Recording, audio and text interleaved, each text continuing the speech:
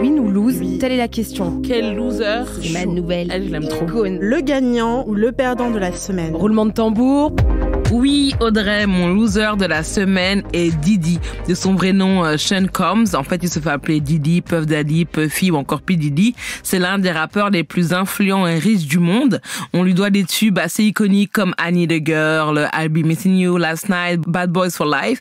Mais ici, comme on ne sépare pas l'homme de l'artiste, on lui doit surtout un scandale qui nous a donné envie de vomir toute la semaine. Donc, je vous explique.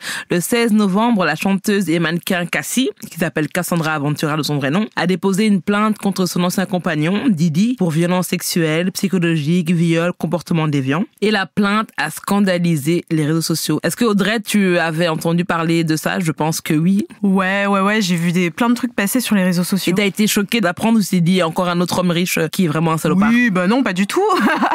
un autre homme connu qui continue dans toute impunité. Non, j'ai pas été très, très étonnée, non. Non, moi non plus. Et du coup, certains ont demandé, bien sûr, pourquoi Cassie a attendu aussi longtemps, mais beaucoup ont apporté leur soutien à la chanteuse.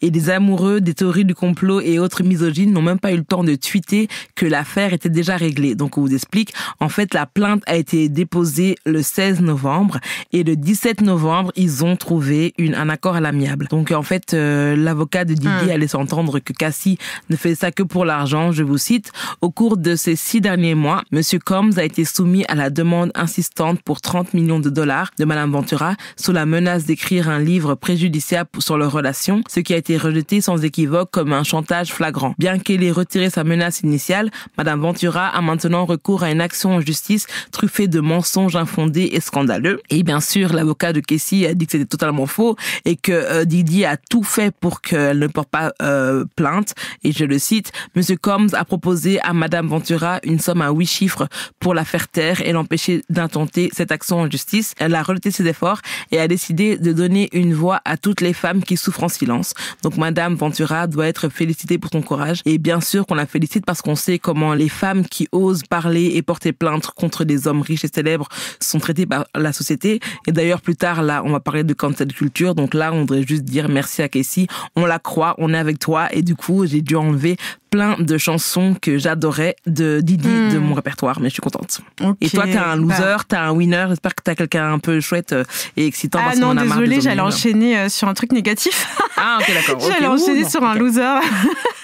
En gros, moi, je voulais parler des chiffres catastrophiques soulevés par la journée de souvenirs trans. C'est le TDOR qui a eu lieu le 20 novembre dernier et je voulais aussi parler de la montée de la transphobie un peu partout dans le monde. En gros, la journée de souvenirs trans, elle a eu lieu notamment à Paris, place Baudoyer dans le 4e arrondissement. Et je vais juste vous lire un petit extrait de ce qu'a dit le Front Transfemme et Acceptez, qui sont des associations. Partout dans le monde, des personnes sont assassinées parce qu'elles sont trans. Elles sont aussi poussées au suicide, enfermées, expulsées et abandonnées face à la pauvreté et aux épidémies. Le TDOR, c'est l'occasion de faire vivre la mémoire de celles et ceux qui ne sont plus là. Faire vivre cette mémoire, c'est nous donner de la force pour construire nos luttes. Et donc, en gros, pendant cette journée de commémoration, il y a eu des lectures de textes, des prises de parole, notamment de mères d'enfants trans qui se sont donné la mort. Il y a beaucoup de gens aussi qui ont parlé d'addiction et de toutes les difficultés administratives ou autres. En fait, tous les facteurs qui participent à la détérioration de la santé mentale des personnes trans,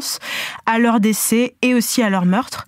Et il y a quelqu'un qui s'appelle Morgane Noam, que vous devriez suivre d'ailleurs sur les réseaux, qui sur son compte partage beaucoup de choses à propos de la transphobie. Et sur son compte Instagram, il nous dit « Nous souffrons du regard porté sur les transidentités. Nous ne sommes pas coincés dans le mauvais corps, mais piégés dans la manière étroite que la société a de percevoir nos corps, toujours plus sexualisés, toujours plus mégenrés, et cela nous tue. » Donc j'ai trouvé ça hyper fort comme message. Et il a aussi partagé des chiffres alarmants à l'occasion de cette journée. Par exemple, plus de 300 personnes trans et non-binaires ont été tuées cette année en lien direct avec leur identité, donc c'est énorme. Ce sont des meurtres qui touchent particulièrement les personnes à l'intersection de plusieurs oppressions. Par exemple, 94% des personnes trans tuées, c'était des femmes ou des personnes transféminines, et 80% des personnes trans tuées, c'était des personnes racisées. Donc on voit bien que c'est des facteurs aggravants. Sachant aussi que ces chiffres-là sont probablement plus élevés en réalité parce que y a certains meurtres qui sont pas catégorisés comme anti-trans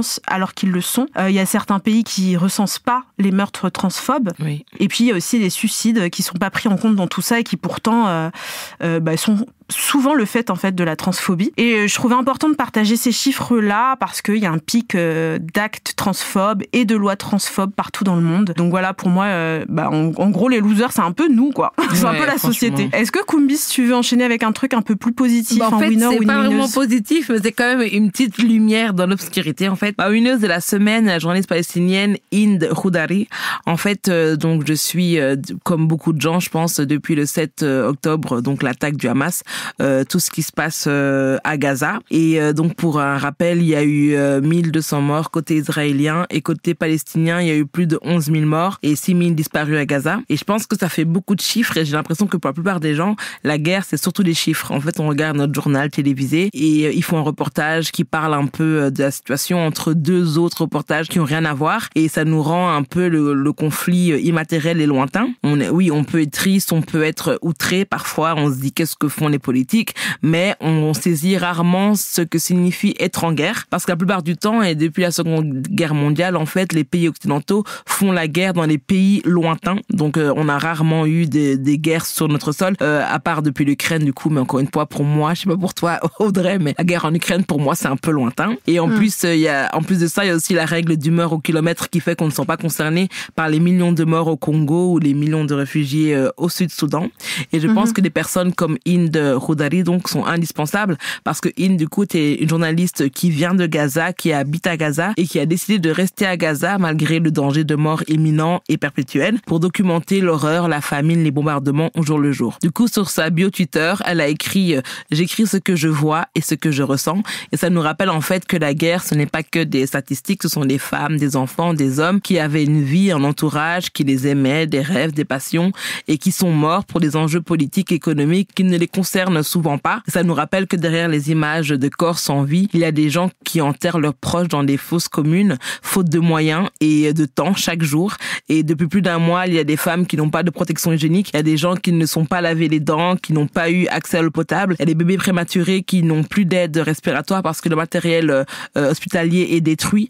Et donc j'aimerais juste qu'on se souvienne que la guerre, ce n'est pas que des chiffres, c'est aussi des gens qui vivent l'horreur au jour le jour. Et ce sont des gens comme Hind et comme plein d'autres journalistes et d'autres influenceurs qui sont restés là-bas, qui nous permettent de nous rappeler que la guerre n'est pas seulement un bon sujet d'article ou de reportage. Merci.